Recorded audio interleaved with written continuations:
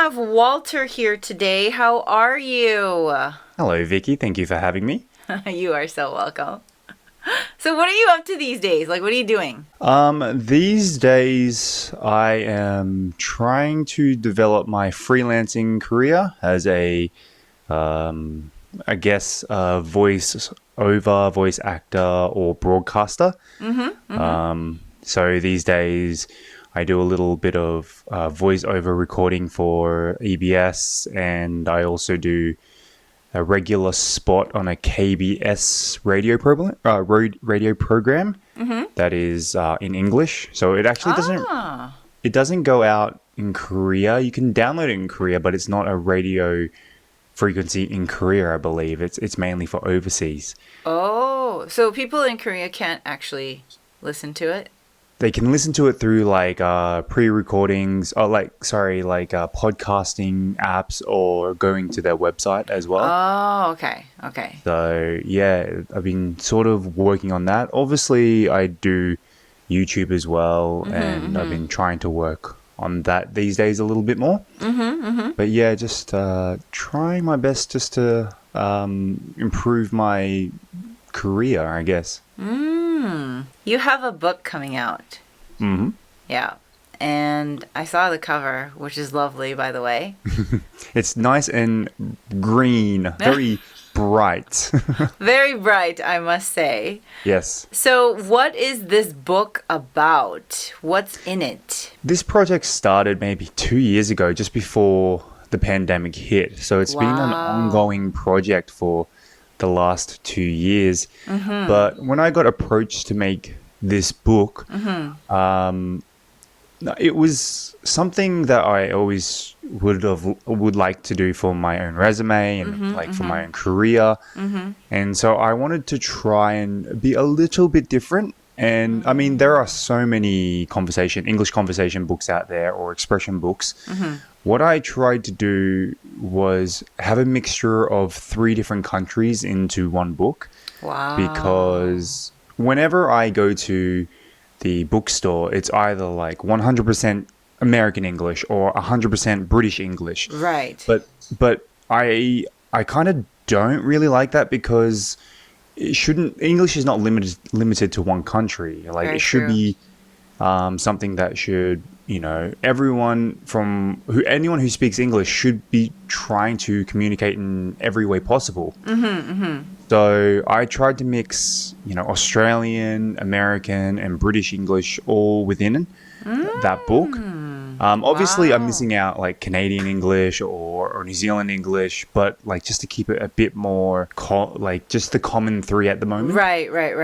Right. And I wanted to sort of mix everything and know a little bit about my experience of watching a lot of American TV shows and growing up watching British TV shows, and then growing up in Australia, and then just combining it all into one book.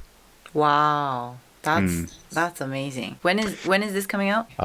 Could be this week or hopefully next week. But by the time this comes out, I'm pretty sure. Oh, nice. So by the time people are watching this video, they might be able to get their hands on your book as well. I hope so. Lovely. And on the cover, it says 100가지 상황. So 100 different situations. Right. So I try to get all these different situations involved as well. Like, it's not just it's not just a expressions book, but it also just does like easy expressions, but maybe a different way. So like several ways to express your anger, several ways to express how you your happiness or something like that. And I think it's for all learners. I don't think there is a specific targeted level. Right. Because I was just recently going through it again because I have to proofread everything, and I don't think it's too difficult for beginner learners. However, I do think advanced learners could also learn something different from it as well, like a different style of English or a different, country of English. So I think it kind of covers all bases. I mean, there's a lot of easy things in there, but there's a lot of new things in there as well. Wow. You have over 3,000 followers on Instagram. And how many subscribers do you have on your YouTube channel? About 10,000 at the moment. Wow. Yeah, it took a long time. You know, it's in the YouTube world, it's not huge, but it's still like a milestone because I never thought I would even get to 10,000. How did you come upon starting this YouTube channel? So I've always been interested in helping Koreans out. It started when I was living in Australia. When I was living in Australia, I really didn't know too much about my own, I guess, history. And, I was born in Korea, but, grew up in Australia. So when I started meeting a lot more Koreans, I wanted to help them out adjusting to, Australian life because... stereotypically Koreans are very shy people and they don't like to be as, I guess, outgoing as many other countries. So it was my kind of way of wanting to help them was, show them around or help them out with something in English. Right. And that was where it started. I moved to Korea and then I wanted to continue helping, but I wasn't in Australia to help. So I was like, maybe it's a good idea to start a YouTube channel because I didn't see many YouTube channels focusing on Australian styles of English or culture. And though it was increasing that before COVID, people were going to Australia for working holidays or just studying. So I thought it might be a good idea for me to focus, on Koreans moving to Australia or Koreans wanting to learn Australian English. I noticed that you used to teach. You used to teach students directly, like you were a teacher. But now it seems like you're more focusing on the influencer aspect or kind of more towards like entertainment actor, voice actor sector kind of. Ooh, that rhymed. I'm trying. I don't know if I would call myself an influencer. I don't know what the definition of influencer is, especially in today's social media world. Yeah, that's true. I agree. So it's hard for me to say, but yes, I taught for 8 years in Korea. So starting from 4-year-old students to up until my eldest student was probably in her late 70s, early 80s, I think. Wow. And I was really passionate about it for the 8 years that I was a teacher. And then I kind of wanted to try something else, like where I was, the last academy I was in, I kind of reached the pinnacle of that company. Right. And for me, I always want to challenge myself, even though I think I do things the hard way. I like to challenge myself. And if I don't challenge myself, I get sort of a bit down or a little bit sad. So once I realized I need to move on, that's when I decided to, quit everything and try this new. That's a big step. It is. It was coming. Like I knew that I couldn't do teaching forever. I knew that was always in the back of my mind. Okay. I respect anyone who spends a lot of time teaching because I know how difficult it is. Right. How much effort goes into it. Totally. But for me, I just needed something different. Okay. And because of that, I decided that I should try and do something maybe where I could challenge myself or I've always wanted to try and do. It was a ballsy move and we're still in the middle of the whether I'm gonna make it or not. Okay. But it's moving, but it's moving very slowly. Is there a certain place or is there a certain goal in the career shifting that you want to achieve at the moment? Is there something like a title or any kind of position that you want to be in eventually? I think like what would make me satisfied is that people can rely on me to do things for them, like as like the profession I'm in. So like at the moment it would be like, oh, I know Walter, let's get him involved in this because we need that kind of situation. And that's sort of what I'm looking for. I'm not particularly looking for fame or being a celebrity or anything like that. It doesn't interest me too much. Right. All I've really ever wanted was to be recognized for the hard work I'm doing. And that doesn't necessarily mean in a celebrity way. It means right. just building that, that network system up or being a reliable source for people. But obviously getting paid for it at the same time. Right. We all have to make a living. Yeah, of course, especially what we're going through at the moment, money is essential. Through this pandemic, yes, of course. So that's sort of my goal, is to be the person people can rely on for certain things. That's awesome. Awesome. So how's learning Korean going? Because I know that you're learning Korean. Horribly.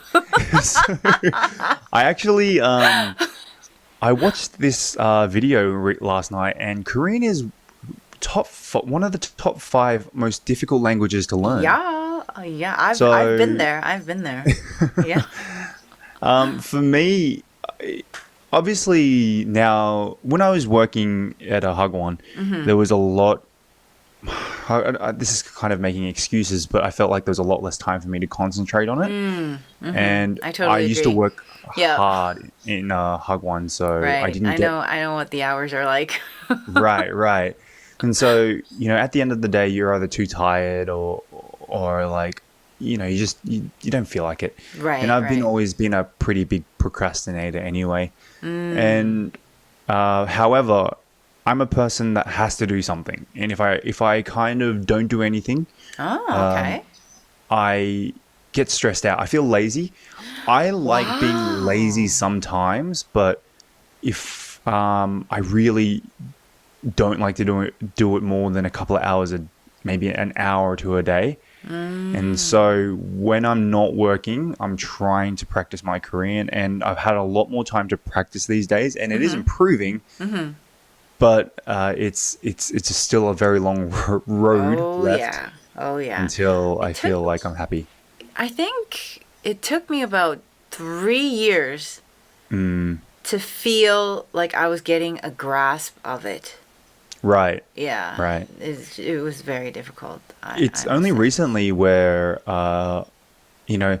some things that I've always known never really made sense until recently. Like it's yeah, like I've always known it, I've always heard it. I'm like, so yeah, okay. Yeah. And then I would start using it more. That attachment in your head is slowly I see that part. That's been happening recently. That's good. From then on, I think it starts to move a little bit faster. Let's hope so.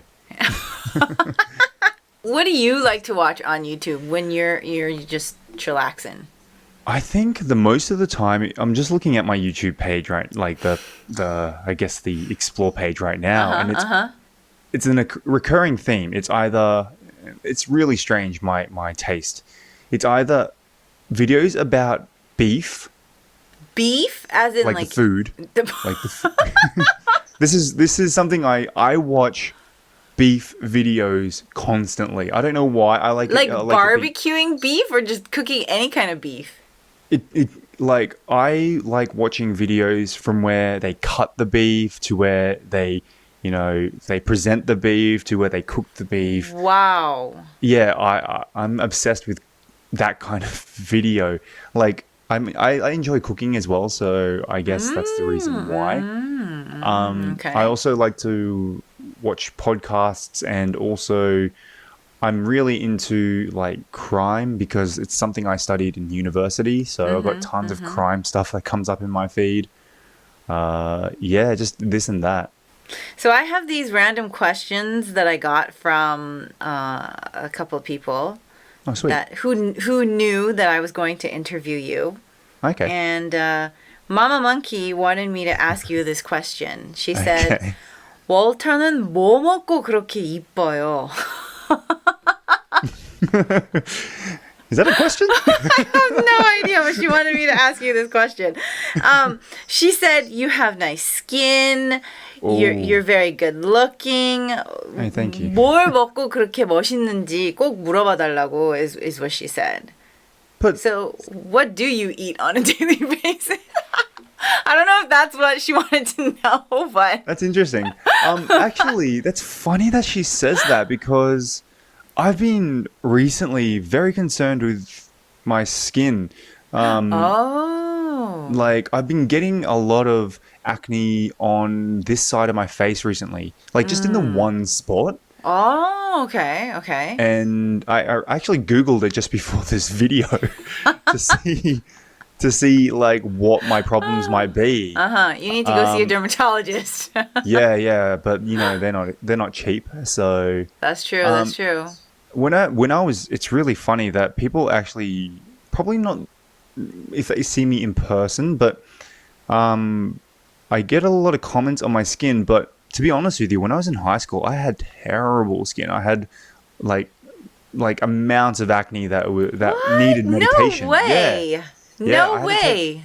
I had to take medication for at least 2 years. You have to- such like clear skin, like very like vibrant clear skin, I would say.